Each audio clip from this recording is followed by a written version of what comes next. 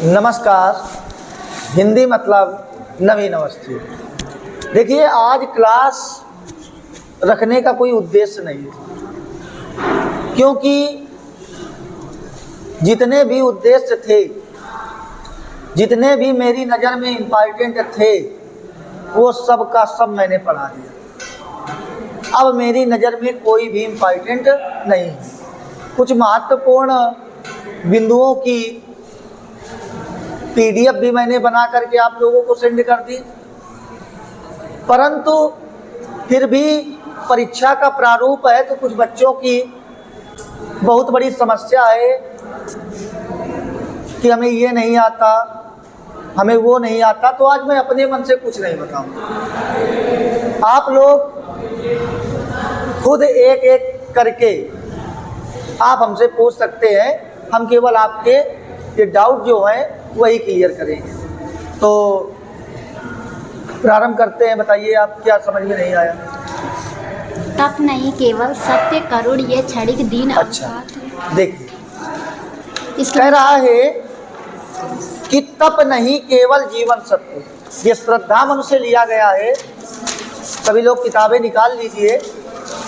श्रद्धा मन से लिया गया है, इम्पॉर्टेंट है। कामायनी का सर्ग जयशंकर प्रसाद जी द्वारा रचित कि तप नहीं केवल जीवन सत्य, करुण या क्षणिक दीन अवसाद, तरल आकांक्षा से भरा। कुछ पुस्तकों में आकाश लिखा हो तो आकाश की जगह आकांक्षा है।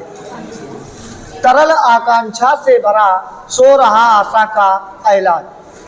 कहता है तप नहीं केवल जीवन सत्य। आगंतुक स्त्री जिसका नाम श्रद्धा है, वह तपस्वी मन से कह रही है कि हे तपस्वी, यह जो तुम तपस्या कर रहे हो, या जो तुम तपस्या में लीन हो चुके हो, यह तुम्हारे जीवन का सत्य नहीं हो सकता है।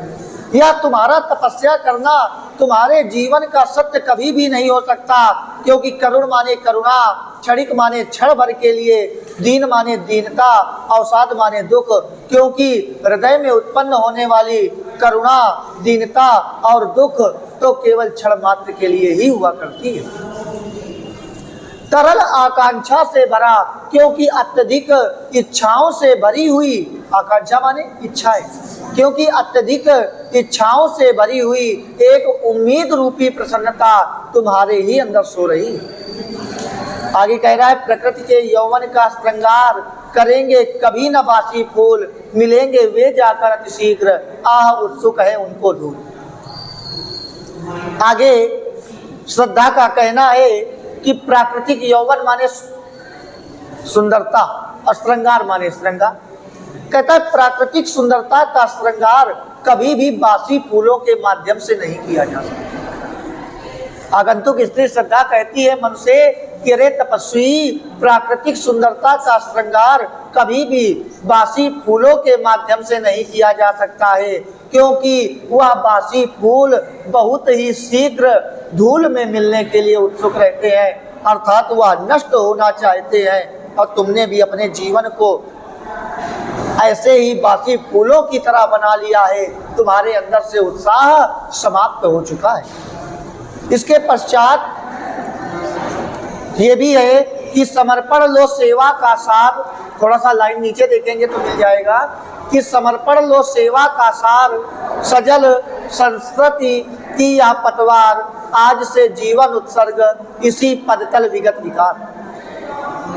समर्पण लो सेवा का सार।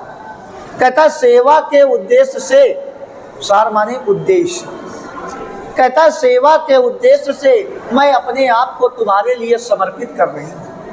आगे कह रही है श्रद्धा कि सेवा के उद्देश्य से मैं अपने आप को तुम्हारे लिए समर्पित कर रही हूँ। फिर कह रहा है सजल संसति की या पतवार। सजल माने संपूर्ण, संसति माने संसार, पतवार माने पतवार, और इस संपूर्ण संसार की एक पतवार बनना चाहती है। जैसे नाव तो है, लेकिन नाव में अगर पतवार नहीं है तो क्या नाव आगे बढ़ सकती है? नहीं बढ़ सकती। ऐसे ही इस संसार में पुरुष हों और स्त्रियां ना हों, तो क्या इस संसार की कल्पना की जा सकती है? नहीं की जा सकती।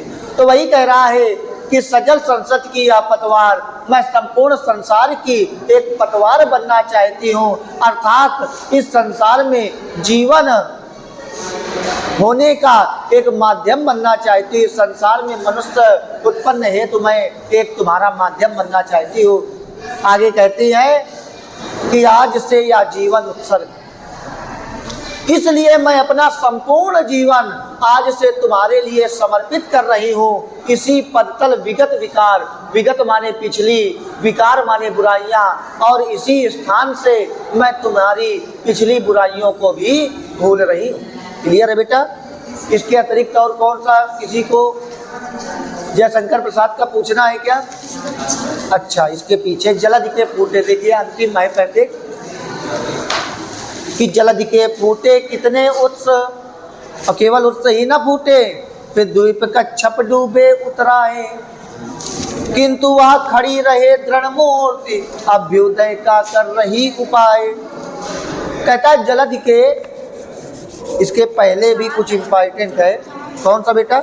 नहीं, इसी के बाद वाला भी है, 4 लाइन। अच्छा, इसके बाद शक्ति के विद्युत नहीं, जो आपने समर्पण वाला बताया तो उसी के नीचे है। अच्छा, 4 लाइन और क्या तुम सुनते नहीं आए?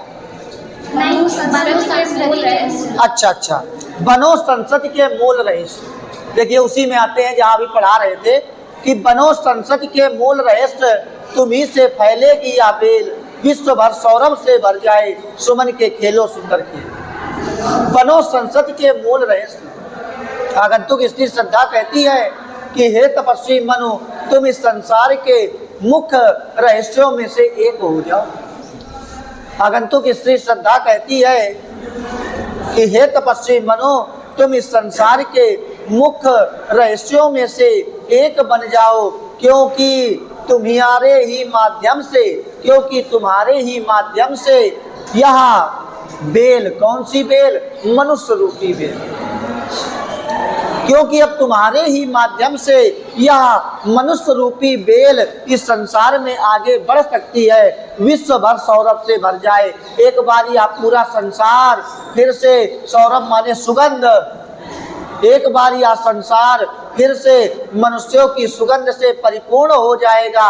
सुमन के खेलो सुंदर खेल, इसलिए पुष्प जैसे सुंदर खेलों को खेलना प्रारंभ कर दो। सुमन माने पुष्प, इसलिए पुष्प जैसे सुंदर खेलों को खेलना प्रारंभ कर दो, अर्थात मुझसे प्रेम करना प्रारंभ कर दो। क्लियर है बेटा? आगे कौन सा था?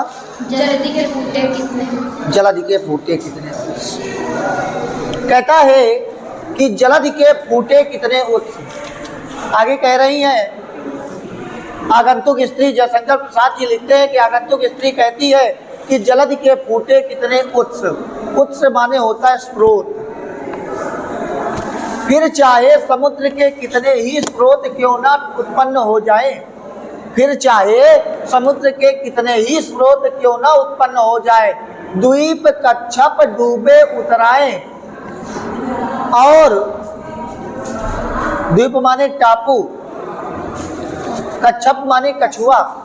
कहता है टापू और कछुआ रूपक अलंकार होगा इसमें। कहता है टापू कछुए की भांति डूब करके तैरने लग जाए। देखिए इतनी भयंकर बाढ़ आ जाए कि टापू भी डूब करके कछुए की भांति तैरने लग जाए, किंतु खड़ी रहे दृढ़ मूर्ति।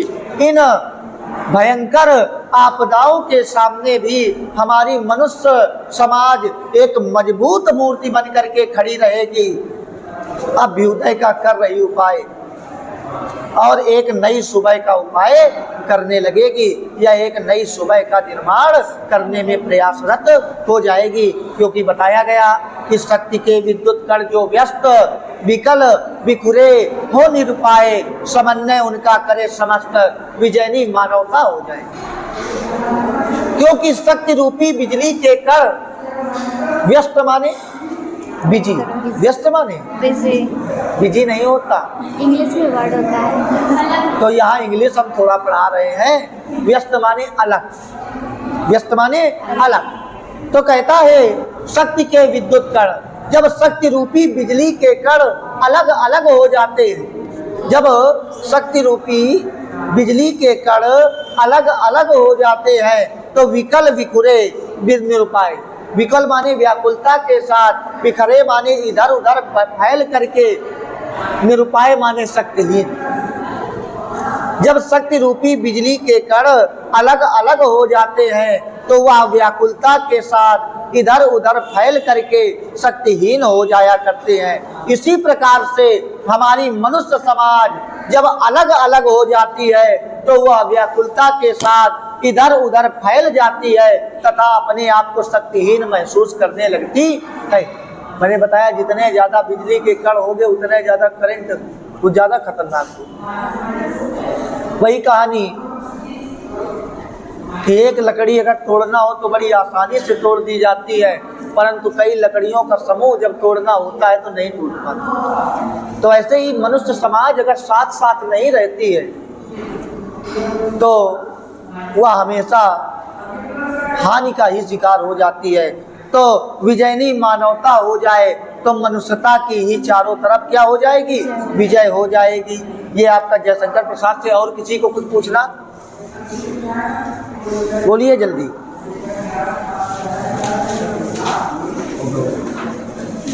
इसको देना।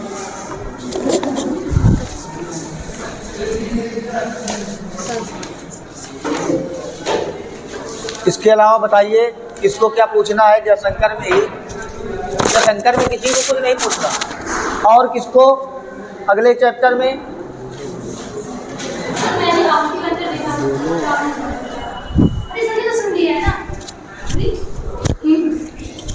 मैंने आहुति बनकर देखा। मैंने आहुति बनकर देखा। मैंने आहुति बनकर देखा निकाल लीजिए, अज्ञेय जी का है। पहले हम काव्य की ही बात करेंगे, जिसको काव्य में पूछना हो काव्य में हम लोग चलेंगे। मैंने आहुति बनकर देखा।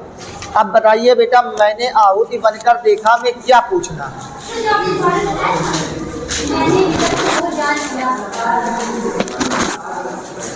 क्या मैंने विदग्ध हो जान?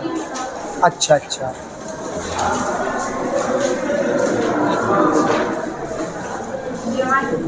चलिए निकाल लीजिए, मैंने विदग्ध हो जानी। तो यहाँ से प्रारंभ करेंगे कि वे रोगी होंगे प्रेम जिन्हें मिला सबको, कि वे रोगी होंगे प्रेम जिन्हें अनुभव रस का कटु प्याला है।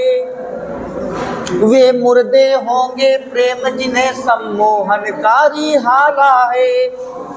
मैंने विदग्ध हो जान लिया, अंतिम रहस्य पहचान लिया। मैंने आहुति बनकर देखा है, यह प्रेम यज्ञ की ज्वाला है। मैं कहता हूँ मैं बढ़ता हूँ, मैं नभ की चोटी चढ़ता हूँ। कुचला जाकर भी धूली सा आंधी सा और उमड़ता हूँ। मेरा जीवन ललकार बने, असफलता ही असिधार बने। इस निर्मम रण में पग पग का रुकना ही मेरा वार बने। कहता है वे रोगी होंगे प्रेम जिन्हें अनुभव रस का कट प्याला है। अज्ञेय जी कहते हैं कि अवश्य ही वह मनुष्य किसी न किसी रोग से ग्रसित हो गया होगा। अवश्य ही वह मनुष्य किसी न किसी रोग से ग्रसित हो गया होगा, जिसे ने प्रेम को अपने अनुभव में एक कड़ुआ जहर का प्याला बता दिया है, या एक कड़ुआ प्याला बता दिया है कि प्रेम नहीं करना चाहिए। जिसने ऐसा कहा है वह अवश्य ही किसी न किसी रोग से ग्रसित जरूर रहा होगा। आगे कहता है वे मुर्दे होंगे प्रेम जिन्हें सम्मोहनकारी हाला। और मुर्दे का मतलब निर्जीव, वह व्यक्ति अवश्य ही निर्जीव है। अज्ञेय जी कहते हैं मैं तो उनको निर्जीव व्यक्ति समझता हूँ जिन्होंने प्रेम को मोहित कर देने वाली हाला माने मदिरा या शराब। कहता है मैं उन्हें अत्यधिक,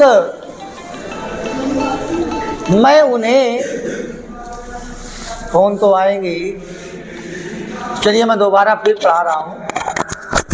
कहता है कि वे मुर्दे होंगे प्रेम जिन्हें सम्मोहनकारी आला है। वह अवश्य ही मुर्दे व्यक्ति रहे होंगे, अर्थात निर्जीव व्यक्ति रहे होंगे, जिन्होंने प्रेम को मोहित कर देने वाली मदिरा बता दी या मोहित कर देने वाली शराब बता दी है।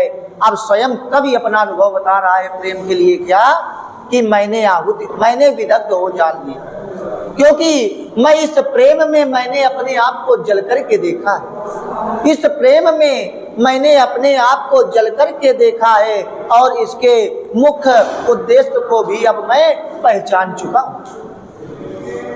कहता इस प्रेम में मैंने जल करके देखा है और इस प्रेम के मुख्य उद्देश्य को भी मैंने पहचान लिया है, मैंने आहुति बनकर देखा है। आहुति माने बेटा होता है बलिदान।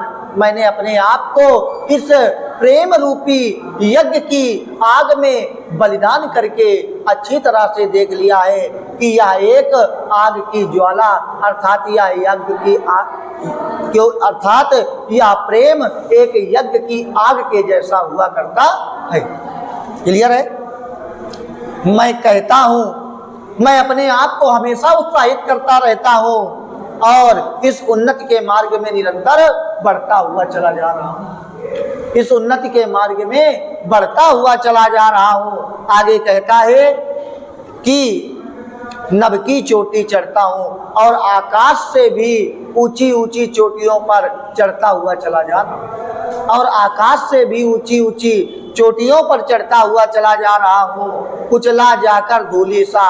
और मुझे यह ज्ञात है कि मैं निरंतर उन्नति के मार्ग में बढ़ रहा हूं, तो कभी ना कभी मेरा पतन भी हो सकता है, तो मैं धूल के समान कुचल दिया जाऊंगा। तो मैं किसके समान कुचल दिया जाऊंगा? धूल के समान कुचल दिया जाऊंगा। अगर ये पर आप पूरा पढ़े होते तो आपको पता है कि यहाँ पर कवि बनना क्या चाहता था? धूल बनना चाहता था, है ना? तो कहता है कि मैं धूल के समान कुचल दिया जाऊंगा, आंधी सा और उमड़ता हूँ। परंतु धूल का कार्य क्या? नीचे जो धूल हम पैरों के नीचे कुचलते चले जाते हैं, कल शाम को आंधी आई थी तो देखा था, वही धूल ऊपर उड़ रही थी। तो वही कवि भी कह रहा है कि आंधी सा और उमड़ता हूँ। जब विकास रूपी आंधी आएगी तो मैं लोगों के सिर पर उड़ता हुआ दिखाई दूंगा। मेरा जीवन ललकार बने। ललकार का मतलब यहाँ पे ये नहीं कि मारपीट वाला ललकार, उत्साहित करने वाला। मेरा संपूर्ण जीवन मुझे उत्साहित करने वाला बन जाए, मेरा संपूर्ण जीवन मुझे उत्साहित करने वाला हो जाए। असफलता ही असीधार बने और असफलता मेरे लिए असीमाने तलवार की धार बन जाए, और मेरे लिए असफलता तलवार की धार के जैसा बन जाए। इस निर्मम पग पर रुकना मेरा वार बने, और इस कठोर युद्ध भूमि पर, निर्मम माने हृदयहीन या कठोर, इस कठोर युद्ध भूमि पर, जीवन रूपी युद्ध भूमि पर और अच्छा रहेगा। इस हृदयहीन युद्ध जीवन रूपी युद्ध भूमि पर मेरा एक पग रुक जाना ही मेरे लिए प्रहार बन जाए या संहार बन जाए। ये था। और बताइए कहाँ आपको क्या पूछना है काव्य के अंदर? हिरोशिमा में क्या?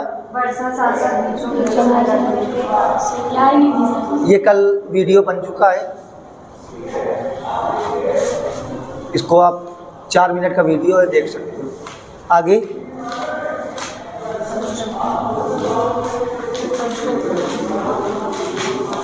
और काव्य में किसी को नहीं पूछना? संस्कृत में, चलिए संस्कृत में किसको पूछना है? आत्मज्ञ एवं सर्वज्ञ। चलिए आत्मज्ञ एवं सर्वज्ञ देखते हैं।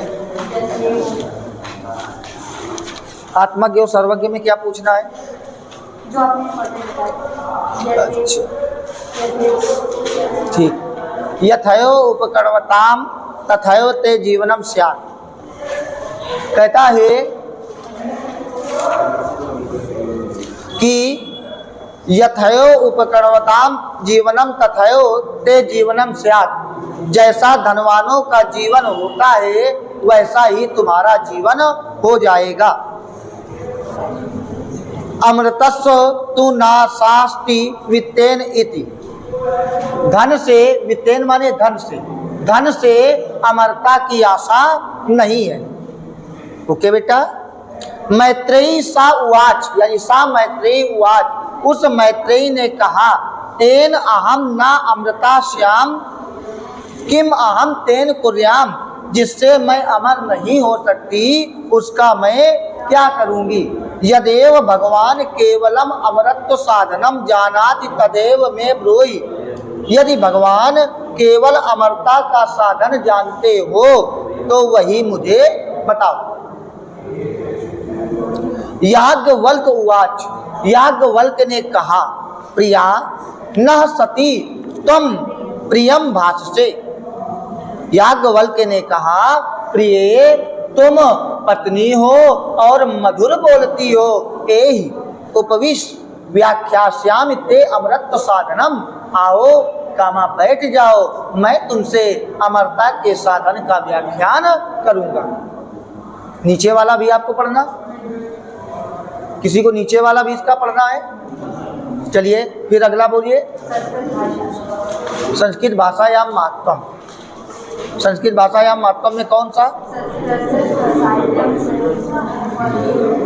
संस्कृत साहित्यम सरसम व्याकरणम सुनिश्चितम। संस्कृत का साहित्य सुंदर और व्याकरण सुनिश्चित है। संस्कृत भाषायाम महत्वम निकाल लीजिए सभी लोग। दूसरा पैसेज है कि संस्कृत का साहित्य सुंदर और व्याकरण सुनिश्चित है। तस्य गद्ये पद्ये च लालित्यम भाव बोध सामर्थ्यम अद्वितीयम श्रुतिम माधुर्यश्च वर्तते। उसके गद्य और पद्य में सुंदरता, भाव ज्ञान का सामर्थ्य और सुनने में अद्वितीय मधुरता है। किम बहुना चरित्र निर्मार्थम यादृशी सत्प्रेरणा संस्कृत वाङ्मयम ददाति न तादृशीं किंचिन दन्यत्। और अधिक क्या, चरित्र निर्मार्थम, चरित्र निर्माण के लिए यादृशी जैसी विवेचन, सत्प्रेरणा माने सत्प्रेरणा, संस्कृत वाङ्मय माने संस्कृत साहित्य, ददाति माने देता है, ना माने नहीं, तादृशी माने वैसी, किंचित माने कोई, दन्यत माने देता है। और अधिक क्या, चरित्र निर्माण के लिए जैसी सत्प्रेरणा संस्कृत साहित्य देता है वैसी कोई नहीं देता है। मूलभूतानां मानवीय गुणानां यादृशी विवेचना संस्कृत साहित्ये वर्तते न अन्यत्र तादृशी। मूलभूतानां माने वर्तमान में मानवीय गुणों की, यादृशी माने जैसी, विवेचना माने व्याख्या, संस्कृत साहित्य माने संस्कृत साहित्य में, वर्तते माने है, ना माने नहीं, अन्यत्र माने दूसरी जगह, तादृशी माने वैसी। वर्तमान में मानवीय गुणों की जैसी विवेचना संस्कृत साहित्य में है वैसी दूसरी जगह नहीं है। दया दानम रौचम औदार्यम असूया क्षमा चान्य गुणाश्च साहित्य संसुलेनेन सज्जायन्ते। दया, दया, दानम दान, शौचम पवित्रता, औदार्यम उदारता, अनसूया ईर्ष्या न करना, क्षमा च अनेके गुण और अनेकों गुण। अस्य इस साहित्य के अध्ययन यानी अनुशीलनेन अध्ययन से सज्जायन्ते उत्पन्न होते हैं। दया, दान, पवित्रता, उदारता, ईर्ष्या न करना, क्षमा और अन्य अनेकों गुण इस साहित्य के अध्ययन से उत्पन्न होते हैं। और बताइए, और कोई चैप्टर? महामना मालवीय। कौन सा बेटा? पहला और दूसरा निकाल लीजिए सभी लोग। महामना मालवीय, महास्वामिना, यही महास्वामिना मदन मोहन मालवीयस्य जन्म प्रयागे प्रतिष्ठे परिवारे अभवत्। महास्वामी मदन मोहन मालवीय का जन्म प्रयागराज के संपन्न परिवार में हुआ। अस्य पिता पंडित ब्रजनाथ मालवीय संस्कृतस्य सम्मान्य विद्वान आसीत्। इनके पिता पंडित ब्रजनाथ मालवीय संस्कृत के सम्माननीय विद्वान थे। क्लियर बेटा? अयम प्रयागे संस्कृत पाठशालायां राजकीय विद्यालय मेयर सेंट्रल महाविद्यालय च शिक्षां प्राप्त अत्रैव राजकीय विद्यालय अध्यापनम आरब्धवान।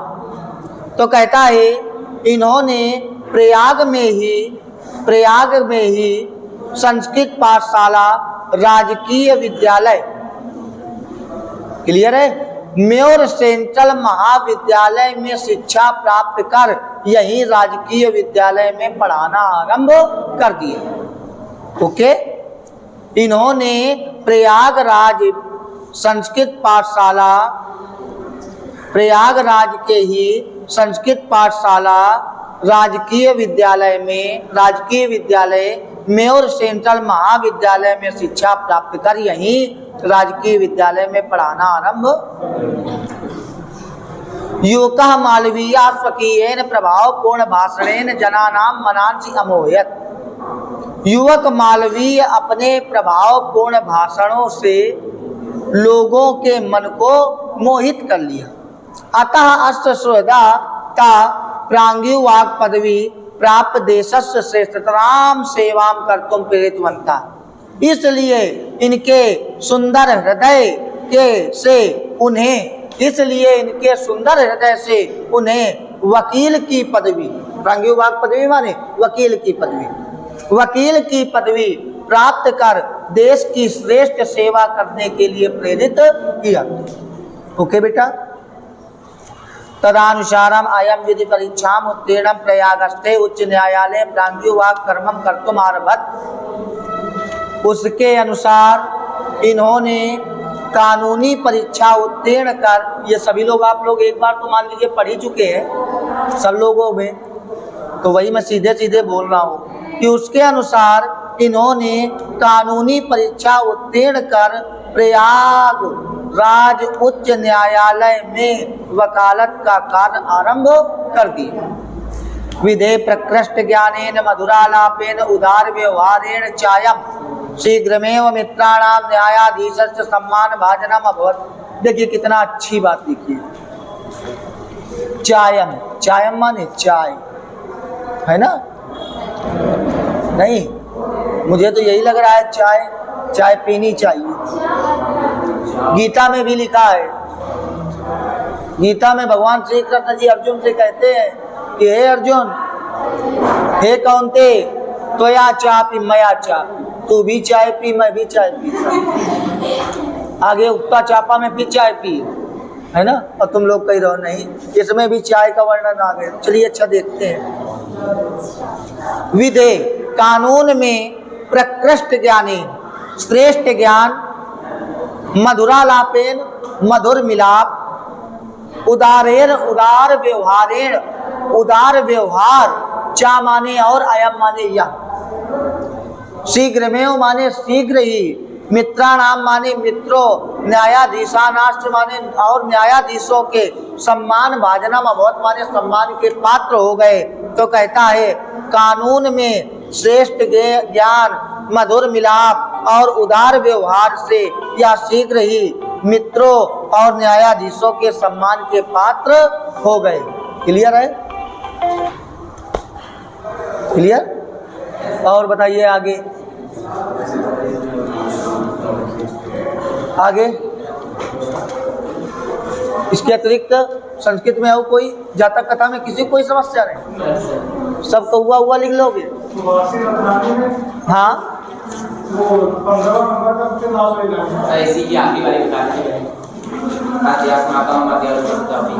कौन सा? महामना मालवीय क्या? अच्छा, केवल इतना बात? चलिए अच्छा देखिए महामनी मालवीय का इतना नीचे वाला कि मैं भी पूरा बता दे रहा हूँ। महामना विद्वान वक्ता धार्मिको नेता पत्रकाराचाशीत, महामना विद्वान बोलने वाले धार्मिक नेता और चतुर पत्रकार थे। परम अष्ट सर्वोच्च गुणा जन सेवयो आसीत। इनके अत्यधिक सर्वोच्च गुण लोगों की सेवा के लिए, इनके अत्यधिक सर्वोच्च गुण लोगों की सेवा के लिए ये थे। यत्र कुत्रापि अयम जनान दुखितान पीडमानाम अपश्यत तत्रयो सा शीघ्रमेव उपस्थिता सर्वविधम सहायश्च अकरोत्। कहता जहाँ कहीं भी यह लोगों को दुखी और पीड़ित देखते वह वहीं शीघ्र ही उपस्थित हो जाते और सर्वविधम सहायश्च अकरोत् और सभी प्रकार से सहायता करते थे। प्राणी सेवा अस्त स्वभाव एवासी, लोगों की सेवा इनका स्वभाव ही था। अद्य अस्माकं मध्ये अनुपस्थितोपि महामना मालवीय स्वयस मूर्त रूपेण प्रकाशम वितरन् अंधे तमसि निमग्नान् जनान् सन्मार्गम दर्शयन् स्थाने स्थाने जने जने यो उपस्थिता। आज हमारे बीच में उपस्थित न होने पर भी महामना मालवीय अपने यश मूर्ति रूप से प्रकाश को फैलाते हुए भयंकर अंधकार में डूबे लोगों को अच्छा रास्ता दिखाते हुए, क्लियर है ना, स्थान स्थान और लोगों में उपस्थित है। क्लियर है बेटा? और सुभाषी दत्तानी में कौन सा पूछना है बेटा? 15वां नंबर देखते हैं, यानी सबसे अंतिम। ऋषियो राक्षसीम वाहो वाचन उन्मत्त द्रप्तयो सायोनी सर्ववर्णाना साही लोकस्य निर्णति। कहता है ऋषियों ने मत वाले और अहंकारी लोगों की वाणी को राक्षसी वाणी कहा है। वह जाति सभी की शत्रु और वही संसार की क्या होती है? विपत्ति। क्लियर है बेटा? इसके ऊपर वाला निंदन्तु नीति निपुणा यदि वा स्तुवन्तु लक्ष्मी समाविशतु गच्छतु वा यथेष्टं तो अद्दैवा मरणमस्तु युगान्तरे वा न्यायात् पथा प्रविचलन्ति पदम न धीरा। तो कहता है नीति से निपुण लोग चाहे मेरी निंदा करें अथवा प्रार्थना करें, लक्ष्मी आए अथवा बहुत दूर चली जाए, आज ही मृत्यु हो जाए अथवा युगों के बाद हो, न्याय पथ पर चलते हुए मैं कभी भी विचलित नहीं हो सकता हूँ। और बताइए संस्कृत में और किसी पैसेज में? हाँ, 9वां नंबर है कि सहसा विदधीत ना क्रियाम अविवेक परमापदाम पदम। तो व्रणुते ही विमृश्य कारिणम गुणलुब्धा स्वमेव संपदा। तो अचानक कोई कार्य नहीं करना चाहिए, सहसा अचानक विदधीत करना चाहिए ना नहीं कार्य किया। अचानक कोई कार्य नहीं करना चाहिए। अविवेका माने होता है बिना विचारे किया गया कार्य। तो बिना विचारे किया गया कार्य परमा अत्यधिक आपदाम विपत्तियों का पदम स्थान होता है। तो बिना विचारे किया गया कार्य अत्यधिक विपत्तियों का स्थान होता है। रणते माने चुन लेती है, छोटी ही कहीं भी हो संस्कृत में वो कहीं ना कहीं बड़ी ही बन ही जाती है।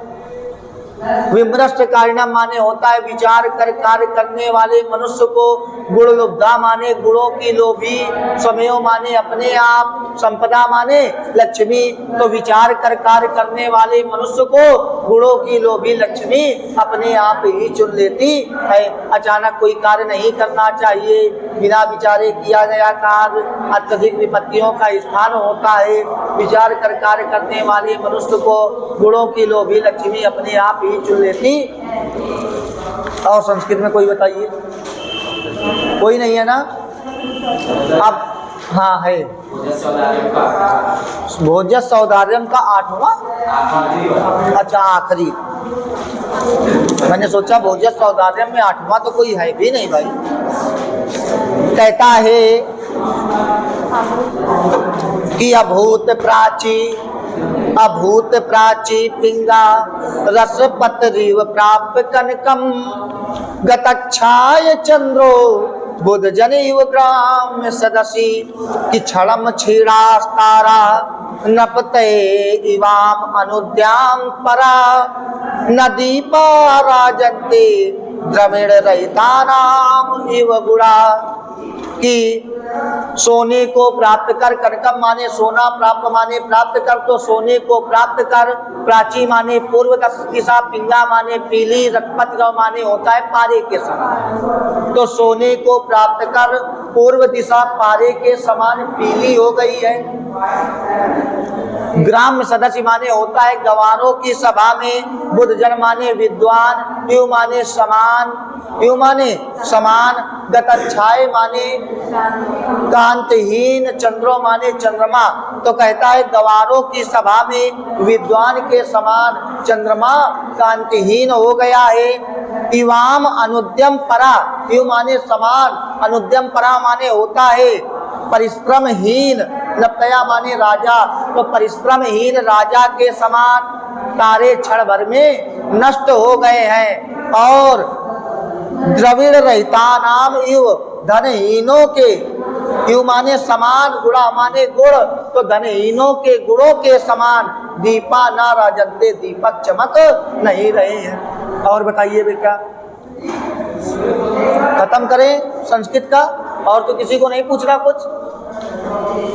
चलिए वीडियो ज़्यादा लंबा ना हो जाए, इसलिए पार्ट फर्स्ट और पार्ट सेकंड में ही हम लोग चलेंगे। तो इसमें काव्य और संस्कृत दोनों के डाउट आप लोगों ने पूछे, जो मैंने आपको बताया। अब हम नेक्स्ट वीडियो में आपका गद्य और व्याकरण, ये दो डाउट लेकर के चलेंगे, ठीक है?